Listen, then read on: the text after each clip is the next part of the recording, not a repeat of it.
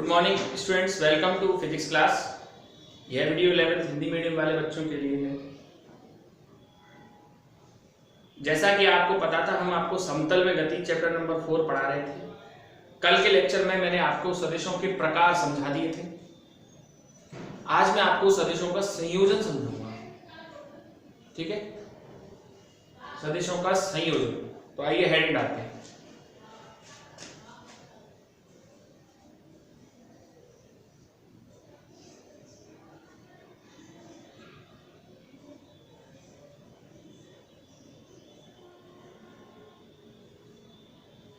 हाँ जी, मैं पहले समझा दूं आपको। देखिए, ऐसा है बच्चों कि दो सदिश राशियों को आपको संयोजित करना है। ठीक है, अब जैसे मान लीजिए बल है F बराबर कुछ है 2i cap plus 3j cap और A बराबर है 4i cap plus 2j cap. तो F प्लस A ये भी सदिश है, तो ये किसके बराबर होगा? F plus A। F plus A, F plus A किसके बराबर होगा बताइए? आपके दिमाग में आ रहा होगा सर i को i के साथ जोड़ दो, 6i cap plus 5j cap, पर ये गलत है। क्यों गलत? इसलिए कि भाई ये तो बल है, ये त्वरण है, तो बल और त्वरण को जोड़ा जा सकता है क्या कभी? आप अगर जोड़ेंगे तो एक जैसी राशियों को ही जोड़ा जा सकता है। अब जैसे मान लीजिए, मैं सिंपल सी एक बात कह रहा हूं, जैसे आपका द्रव्यमान है m बराबर 4 किलोग्राम, जैसे कोई वस्तु है उसका द्रव्यमान है 4 किलोग्राम और टाइम t है 1:20, तो m प्लस t जुड़ सकते हैं क्या? नहीं जुड़ सकते।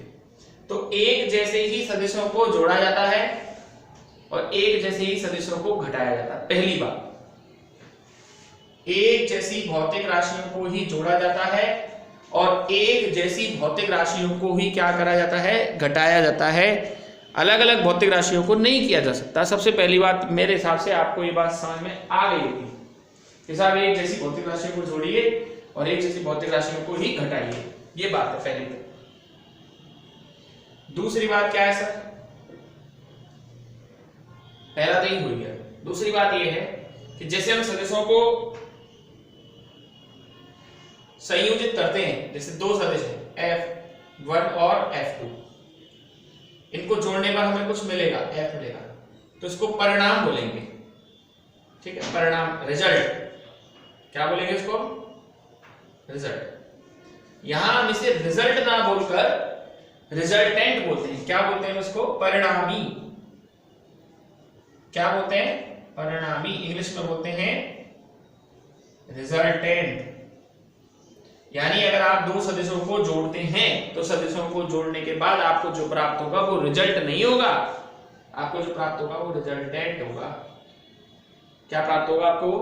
रिजल्टेंट। एक सदिश का तो परिमाण होता ही है, एक को तो हम परिमाण बोलते ही हैं, लेकिन अगर दो सदिशों को हम जोड़ेंगे तो परिमाण ना कहलाएगा, वो उसको हम परिमाण या परिणाम की बजाय हम उसको क्या बोल रहे हैं? परिणाम ही, रिजल्टेंट बोलते हैं। और क्या खास बात है सर? और एक खास बात है कि किसी भी सदिश के परिमाण में परिवर्तन किए बिना, मतलब परिमाण को परिवर्तित किए बिना, परिमाण परिवर्तित किए बिना, मतलब उसके परिमाण को चेंज किए बिना उसे विस्थापित किया जा सकता है। एक स्थान से दूसरे स्थान पर उसको भेजा जा सकता है। हाँ, परिमाण को नहीं बदलना उसके। किसी भी सदिश के परिमाण को परिवर्तित किए बिना उसकी स्थिति को एक स्थान से दूसरे स्थान तक उसे हम क्या कर सकते हैं? सदिश को हम प्रतिस्थापित कर सकते हैं, विस्थापित कर सकते हैं, विदाउट चेंज इट्स मैग्नीट्यूड, उसके परिमाण को बदलना। ये है। ठीक है, ये बात है सब सदिश के संयोजन में। मैं समझता हूं कि इतना तो आपको समझ में आ ही गया होगा। 3 पॉइंट है मुख्य रूप से। एक बार मैं दोबारा रिपीट करता हूं। पहली बात तो ये है कि सदिश भौतिक राशि को सदिश भौतिक राशि से ही संयोजित किया जाता है, एक जैसी से। सदिश भौतिक राशि के से जो आपको परिणाम मिलता है उसे परिणाम ना कहकर हम परिणामी कहते हैं। और किसी भी सदिश को परिवर्तित मतलब उसके सदिश को परिवर्तित किए बिना उसे कहीं भी किसी भी स्थान पर क्या किया जा सकता है, विस्थापित किया जा सकता है। 3 पॉइंट है ये। अब हमारा अगला है सर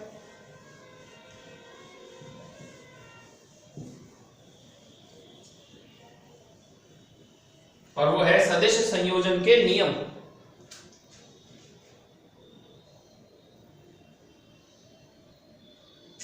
सदिश संयोजन के नियम। हाँ sir, law of vector addition.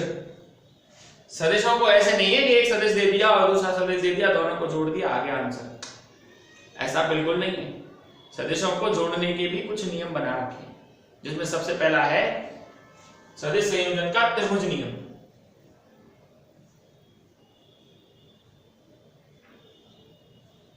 सदिश संयोजन का त्रिभुज नियम। अब त्रिभुज नियम क्या कहता है सुन लो, सुन लीजिए। सदिश संयोजन के त्रिभुज नियम के अनुसार, सदिश संयोजन के त्रिभुज नियम के अनुसार यदि दो सदिशों को त्रिभुज की दो भुजाओं के क्रम में निरूपित किया जाए, मैं लिख रहा हूं,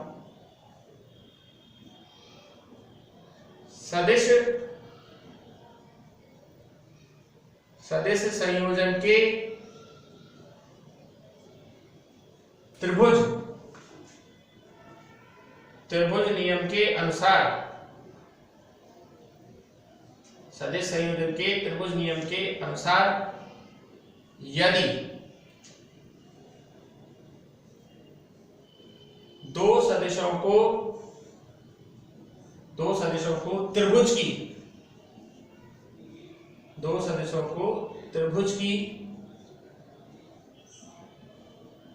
दो भुजाओं के क्रम में, दो सदिशों को त्रिभुज की दो भुजाओं के क्रम में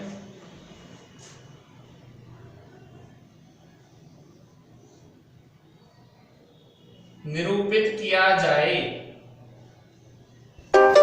यदि दो सदिशों को त्रिभुज की दो भुजाओं के क्रम में निरूपित किया जाए। क्रम का मतलब होता है एक सदिश के शीर्ष से दूसरे सदिश की पूंछ, तो त्रिभुज को बंद करने वाली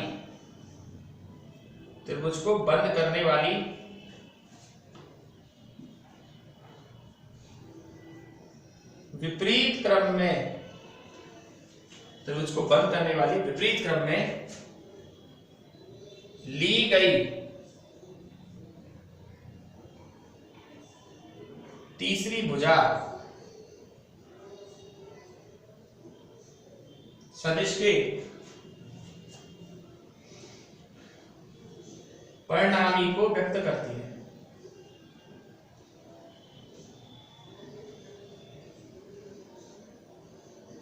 देखो, जैसे दो सदिश हैं, एक है ए वेक्टर, एक है बी वेक्टर।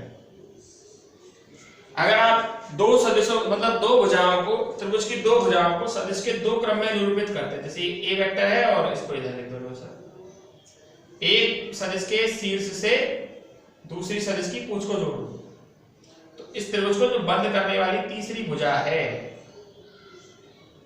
ये सदिश के परिणामी को व्यक्त करती है। इसको आर से लिखते हैं, आर बराबर ए वेक्टर प्लस बी वेक्टर। ये है सदिश संयोजन का त्रिभुज नियम।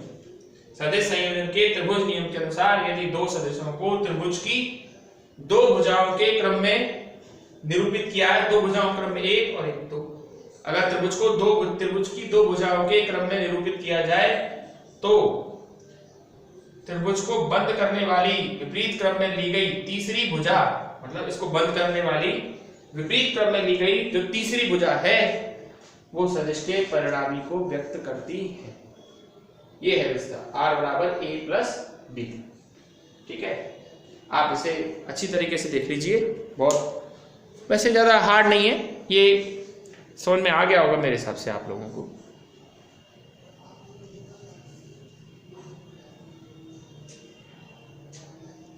ठीक है सर, चलिए दूसरा नियम बताते हैं हम।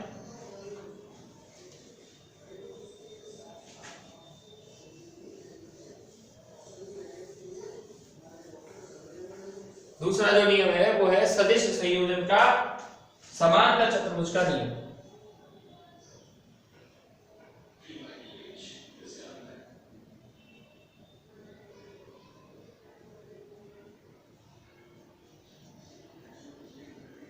सदिश संयोजन का समांतर चतुर्भुज का नियम। ये क्या कह रहा है भाई साहब, सदिश संयोजन का समांतर चतुर्भुज का नियम? ये क्या कह रहा है, इसके नियम को भी देखो। देखो ऐसा है, सदिश संयोजन के ये जब लगे, ये भी दो सदिशों को जोड़ता है, त्रिभुज नियम भी दो सदिशों को जोड़ता है और समांतर चतुर्भुज का नियम भी दो सदिशों को जोड़ता है। लेकिन ये समांतर चतुर्भुज का नियम जब उपयोग में लाना है जब दो सदिश आपस में एक दूसरे से कोई कोण बनाए। यदि दो सदिश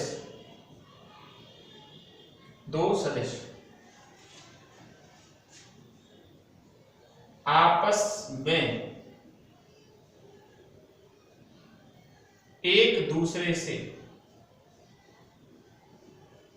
एक दूसरे से किसी कोण पर झुके हों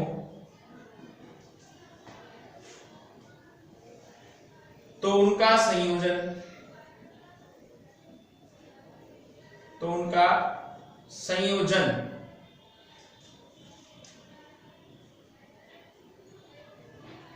समांतर चतुर्भुज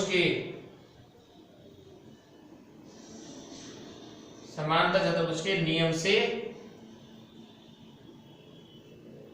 किया जाता है। ठीक है, मतलब ये समांतर चतुर्भुज का नियम कब लगेगा? जब लगेगा जब दो सदिश आपस में एक दूसरे से कोई ना कोई कोण बना रहे हैं। अगर दो सदिश आपस में एक दूसरे से किसी कोण पर झुके हुए हों, अगर वो आपस में एक दूसरे से कोई कोण बनाते हों तो उनका जो संयोजन है वो समांतर चतुर्भुज के नियम से किया जाएगा। किससे किया जाएगा? समांतर चतुर्भुज के नियम से। आइए हम इसको समझाते हैं एक बार। जैसे एक सदिश ये रहा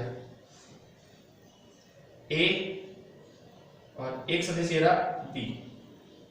इसमें क्रम वगैरह नहीं देखना बेटा आप लोगों को। आपका अवश्य इसमें क्रम देखना है? नहीं, क्रम वगैरह नहीं देखना इसमें आपको, ठीक है ना। इसमें तो पहले से ही वो आपस में एक दूसरे से कोई ना कोई कोण बना ही रहे हैं, ठीक है। तो इसमें क्रम को आपको नहीं देखना है, इसमें तो दोनों ही आपस में ऑलरेडी पहले से कोई ना कोई कोण बना रहे हैं। तो ये है जब लगेगा, और मैं बताता हूं, देखिए सदिश संयोजन के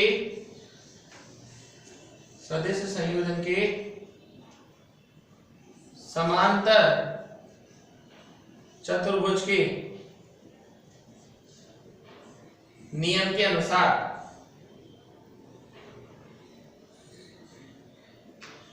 सदिश संयोजन के समांतर चतुर्भुज के नियम के अनुसार यदि दो सदिशों को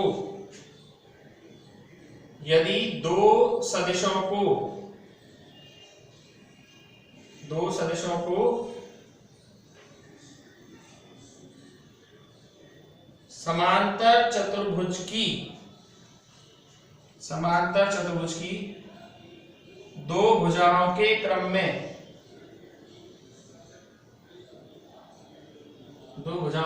में निरूपित किया जाए। दो समांतर चतुर्भुज की दो आसन्न भुजाओं, ये और ध्यान रखना, आसन्न भुजाओं। दो भुजाएं तो कोई सी भी हो सकती हैं, हम दो आसन्न भुजाओं की बात कर रहे हैं। दो आसन्न भुजाओं के क्रम में निरूपित किया जाए तो उनके कटान बिंदु से होकर जाने वाला विकर्ण, होकर जाने वाला विकर्ण सदिश के परिणामी को व्यक्त करता है। ये ऐसा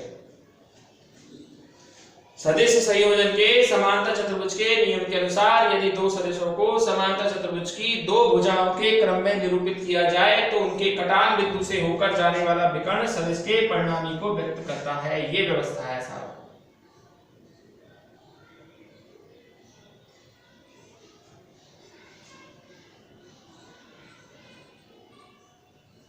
ये ऐसा, ये है व्यवस्था, ये है परिणामी, है ना। तो ये समांतर चतुर्भुज का नियम है। याद रखिए समांतर चतुर्भुज के नियम में और त्रिभुज के नियम में सबसे बड़ा फर्क ये है कि समांतर चतुर्भुज का नियम जब लगता है जब दो सदिश आपस में पहले से ही कोई ना कोई कोण बना रहे हों, अदरवाइज तो त्रिभुज नियम ही आपका सफिशिएंट है। अगला है तीसरा और आखिरी नियम है और वो है बहुभुज का नियम। चलिए देखते हैं सदिश संयोजन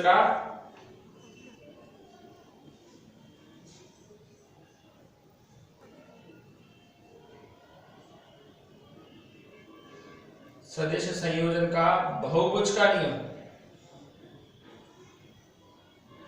बहुभुज का नियम ये क्या कहता है साहब? सदिश संयोजन का बहुभुज का नियम सुन लीजिए।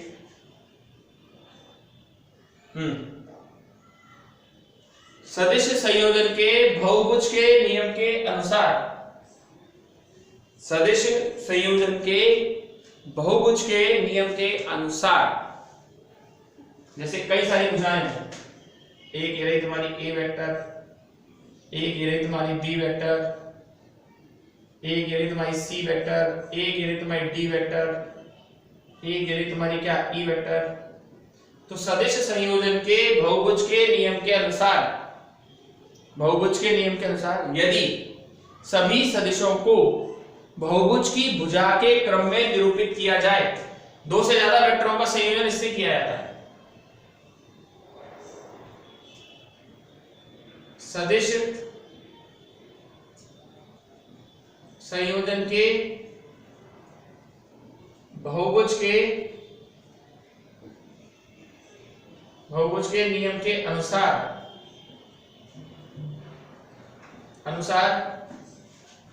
यदि दो सदिशों को, दो नहीं, यदि सदिश संयोजन के बहुभुज के नियम के अनुसार यदि सभी सदिशों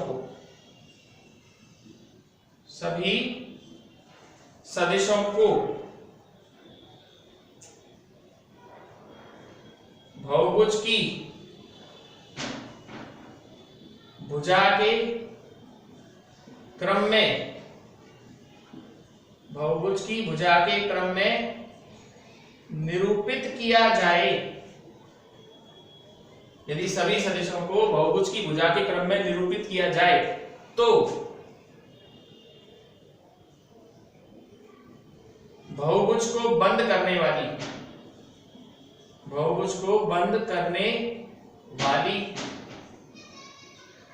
विपरीत क्रम में ली गई, विपरीत क्रम में ली गई अंतिम भुजा, बहुभुज को बंद करने वाली विपरीत क्रम में ली गई अंतिम भुजा सदिश के परिणामी को व्यक्त करती है, सदिश के परिणामी को व्यक्त करती है। जैसे इसको देखो, ये ए वेक्टर है, फिर ये बी वेक्टर है, फिर सी वेक्टर है, डी वेक्टर है और लास्ट में ये ई वेक्टर है। तो बहुभुज को बंद करने वाली ये विपरीत क्रम में ली गई भुजा है आर वेक्टर, और आर वेक्टर बराबर हो जाएगा A plus B plus C plus D plus E. और भी हो सकते हैं, लेकिन ये संयोजन तो मैंने आपको नियम बताए हैं, लेकिन जब क्वेश्चन आपको सामने आएगा ना तो उसको करेंगे कैसे, है ना।